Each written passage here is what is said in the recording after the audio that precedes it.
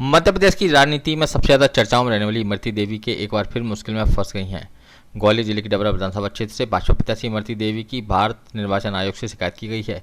शिकायत में कहा गया कि भाजपा प्रत्याशी इमरती देवी ने अपना आपराधिक रिकॉर्ड छिपाया है। उन पर 7 अपराध दर्ज हैं। इमरती देवी के खिलाफ 7 मुकदमों में से 6 मुकदमे डबरा सिटी थाने में और 1 मुकदमा पिछोर थाने में दर्ज है। नामांकन निरस्त कर आपराधिक केस दर्ज करने की मांग की गई है। शिकायतकर्ता संकेत साहू ने अपनी शिकायत में कहा है कि इमरती देवी पत्नी पूरन सिंह निवासी चीनो रोड डबरा ने जानबूझकर आपराधिक प्रकरण में तथ्य छिपाकर फॉर्म भरने व सुप्रीम कोर्ट के न्याय दृष्टांतों का उल्लंघन किया है। इमरती देवी पर डबरा शहर थाने में अपराध क्रमांक 633 पर 2007 धारा 353 186 427 147 है। अपराध क्रमांक 634 धारा 341 145 अपराध क्रमांक 653 धारा 420 467 471 201 120 बी अपराध क्रमांक 668 में धारा 500 506 अपराध क्रमांक 602 में धारा 341 147 अपराध क्रमांक 817 में धारा 188 व धारा 3 लोक संपत्ति नुकसान व निवारण विरूपण अधिनियम 1984 के तहत आपराधिक प्रकरण दर्ज हैं। वहीं शिकायत में यह भी बताया गया कि इमरती देवी ने 2008 के चुनाव में भी नामांकन फॉर्म में अपराध छिपाए थे और इसके बाद वाले चुनाव में भी यही किया। डबरा के रिटर्निंग अधिकारी का कहना है कि भाजपा प्रत्याशी इमरती देवी के सामने शिकायत मिली है। अच्छा, क्या पूरा मामला है, कितने अपराध दर्ज है? निर्वाचन आयोग दिल्ली, भोपाल और माननीय श्री अक्षय कुमार सिंह जी जिला निर्वाचन अधिकारी जी को एक मामला संज्ञान में लाया गया है। एक आवेदन दिया गया है जिसमें डबरा विधानसभा 19 से भारतीय जनता पार्टी की प्रत्याशी श्रीमती इमरती देवी के द्वारा है ना, जो 2023 में होने वाले विधानसभा चुनाव है उसमें अपनी आपराधिक प्रकरणों की जानकारी छुपाई गई है। क्या क्या अपराध थे, क्या है? कितने हैं इनके खिलाफ डबरा शहर थाने में 6 मुकदमे कायम हैं और पिछोर थाने में 1 मुकदमा कायम है। सातों के सातों प्रकरण जानबूझकर अपने शपथ पत्र में इमरती देवी जी के द्वारा छुपाए गए और ये पहला मौका नहीं है कि 2023 में ही इन्होंने मतलब अपने प्रकरण छुपाए हैं। इमरती देवी जी के द्वारा पहला चुनाव 2008 में डबरा विधानसभा से ही लड़ा गया था और 2008 के भी शपथ पत्र में, 2013 के शपथ पत्र में, 2018, 2020 और 2023 5वां विधानसभा चुनाव है।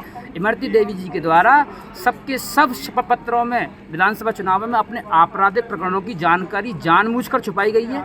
डबरा विधानसभा के एक केस में तो ये 420 की भी आरोपी हैं और इनके खिलाफ 1 मुकदमा पिछोर थाने में दर्ज है।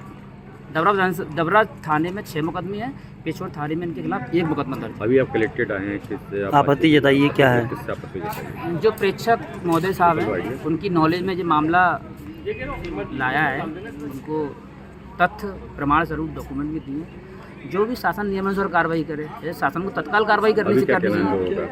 उनका जो कहना है कि हम कार्रवाई करेंगे। तो क्या लगता है चुनाव लड़ पाएंगे इस बार? देखो, अगर चुनाव का समय चल रहा है, इलेक्शन का समय चल रहा है, इनको तत्काल ही जैसे ही कल शिकायत प्राप्त हुई, आवेदन प्राप्त हुआ, तत्काल 24 घंटे के अंदर जांच करके इनको रिपोर्ट सबमिट करनी चाहिए थी कलेक्टर साहब को और तत्काल की तत्काल कलेक्टर साहब उस पर निर्णय लेते। अब अगर जो देरी से निर्णय लेंगे या कार्रवाई नहीं करेंगे तो एक आपराधिक पृष्ठभूमि का जो व्यक्ति है वो एक तरह से विधायक बन जाएगा या नहीं भी बनेगा। जब उसने 5 बार पिछले चुनावों में जानकारी छुपा ली, इस बार वो ऐसी जानकारी छुपा लेगा। हमारा किसी से भी कोई व्यक्तिगत आपको कैसे मालूम पड़ा? आपने किस तरह से रिपोर्ट निकल गई? दस्तावेज हमने सूचना के अधिकार पे चलते। हमारा किसी व्यक्ति विशेष से कोई वो नहीं है, लेकिन हमारा बस ये है कि राजनीति में जो अपराधीकरण हो रहा है ना, जो वो रुकना चाहिए। ठीक मामला रिपोर्ट बताए गए।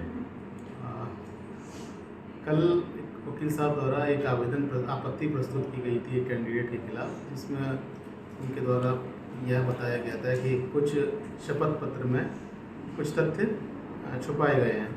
तो चूँकि शपथ पत्रों की स्क्रूटनी एक दिन पूर्व ही हो चुकी थी, परसों ही हो गई थी और शपथ पत्र विधिमान होने से स्वीकृत किए जा चुके थे, इसलिए वर्तमान में किसी भी आपत्ति पर विचार नहीं किया जाता।